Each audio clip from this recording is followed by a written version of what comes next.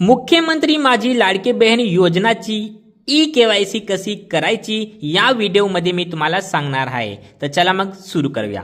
सर्वप्रथम तुम्हाला काय करायचं आहे, गुगल ओपन करायचं आहे आणि गुगलमध्ये एक वेबसाईट ओपन करायची आहे, ladkibaheen.maharashtra.government.in। या वेबसाईटवरती जाऊन तुम्ही मुख्यमंत्री माझी लाडकी बहीण योजनाची ई-केवायसी करू शकता। ठीक आहे, तो साइटमध्ये जो देत आहे, मी लिहून देत आहे बघा साइटमध्ये, त्याच वेबसाईटला ओपन करायचं आहे गुगलमध्ये जाऊन। ठीक आहे, दुसरी वेबसाईटवरती जायचं नाही आहे। जी वेबसाईट मी देत आहे साइटमध्ये बघून घ्या, हीच ओरिजिनल वेबसाईट आहे। याच्यावर जाऊनही तुमची ई-केवायसी होणार। तर ती वेबसाईट ओपन करायची आहे, इथं लिहिलेले आहे, गुगलमध्ये टाकायचे आहे, ओपन होऊन जाईल, नाही तर कमेंट बॉक्समध्ये पण मी देऊन देईल। ठीक आहे, तिला ओपन जसं तुम्ही करणार, ओपन केल्यानंतर असा तुम्हाला पाहायला मिळून जाईल। आता इथं ई-केवायसी कशी करायची आहे चले मी तुम्हाला सांगतो। इथं आल्यानंतर इथं सुरुवातीला आपल्याला बघायला मिळेल मुख्यमंत्री माझी लाडकी बहीण योजना असं नाव। तर इथं ई-केवायसी करण्यासाठी कुठं क्लिक करायचं आहे लक्षात ठेवा। थोडंसं खाली यायचं आणि इथं एक नाव दिसेल, मुख्यमंत्री माझी लाडकी बहीण योजनेचे लाभार्थी ई-केवायसी प्रक्रिया पूर्ण करण्यासाठी येथे क्लिक करावे असं नाव बघायला मिळेल। लक्षात ठेवा, हे वाला नाव पाहून घ्या। इथंच क्लिक करायचं आहे, इकडे तिकडे क्लिक करू नका। हे जे नाव ब्लिंक करत आहे ना, इथं क्लिक करायचं आहे बघा। इथं क्लिक केल्यावर असं नाव आपल्याला इथं बघायला मिळून जाईल। आता इथं आहे ई-केवायसी मुख्यमंत्री माझी लाडकी बहीण योजना असं नाव। ठीक आहे, तर हे जे नाव आहे याच्या खाली लाभार्थी आधार क्रमांक असं लिहिलेलं आहे।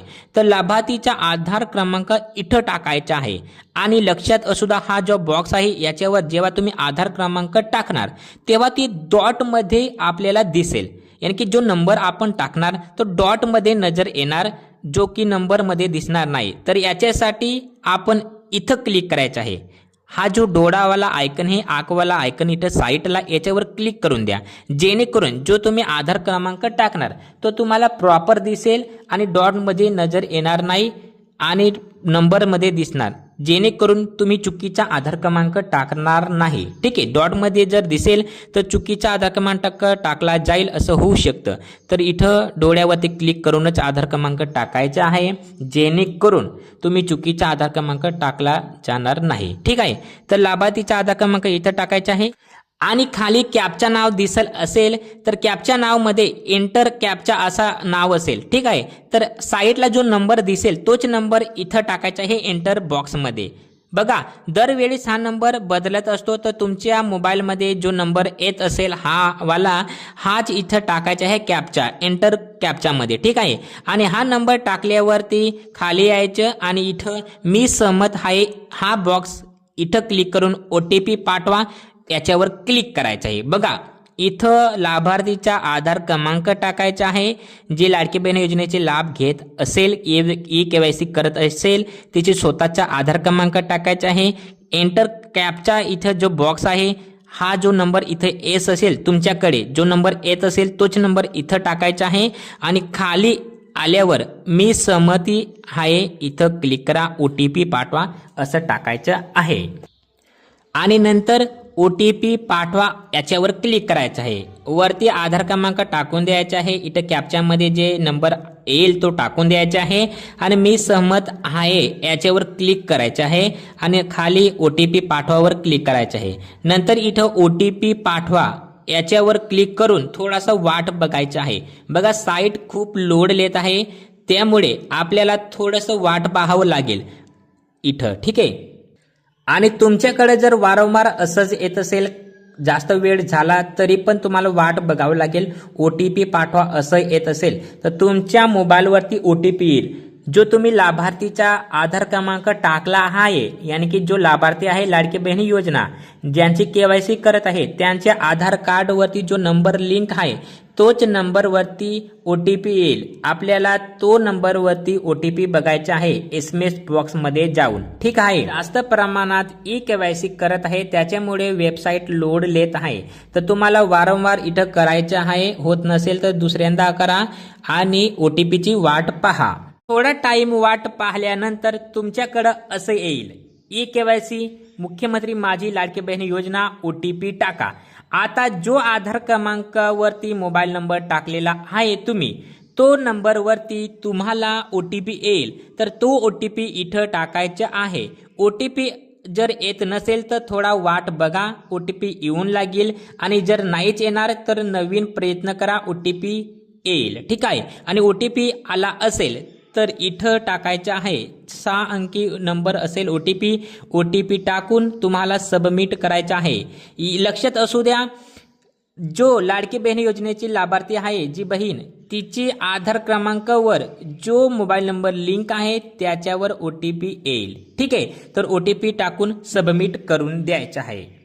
OTP टाकून जर तुम्ही सबमिट केला असेल तर नंतरचा पेज असा येईल बघा, KYC मुख्यमंत्री लाडकी बहीण योजना, आणि खाली असेल वडिलांच्या पतीचा आधार क्रमांक, नाही यानी की वडिलांचा असेल तर वडिलांचा आधार क्रमांक टाका, आणि पतीचा असेल तर पतीचा आधार क्रमांक इथं टाकायचा आहे. ठीक आहे.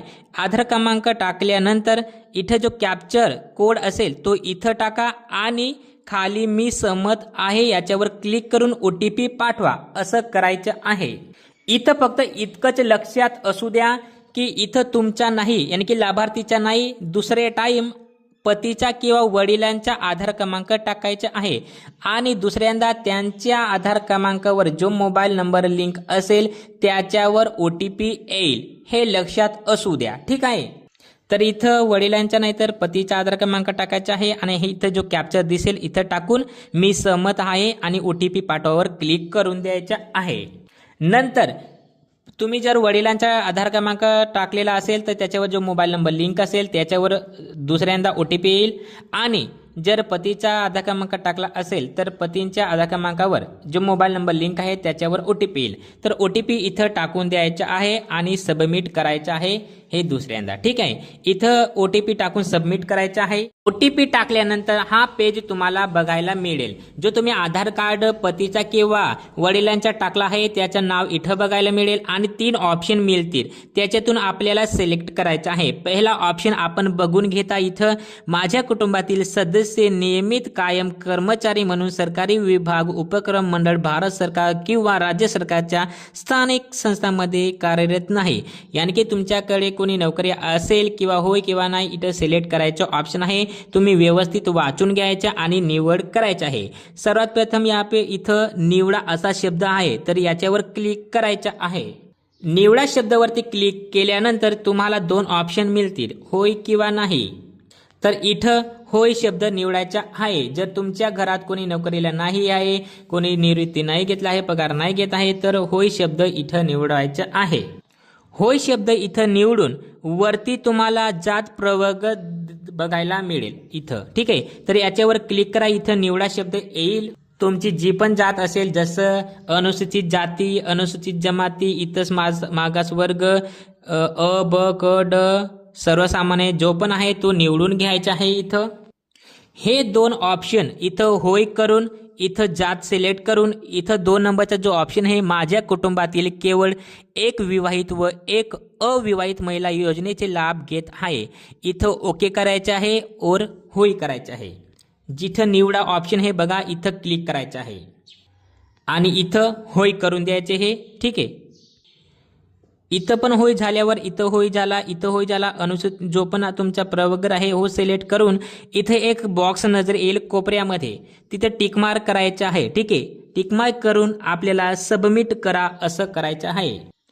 सबमिट करा याच्यावर क्लिक करून थोडं थांबायचं आहे. थांबल्यावर तुमच्याकडं असा मेसेज येऊन लागेल बघा, सक्सेसफुली तुमची KYC पडताळणी यशस्वीरित्या पूर्ण झाली आहे.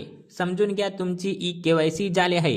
हे जे मी सांगितले हे तसं करून बघा आणि तुम्ही वाचत जा. जे पण आहे होय नाही ते तुम्ही सिलेक्ट करताना वाचून घ्या एकदा आणि नंतर होय किंवा नाही असं सबमिट करा. ठीक आहे.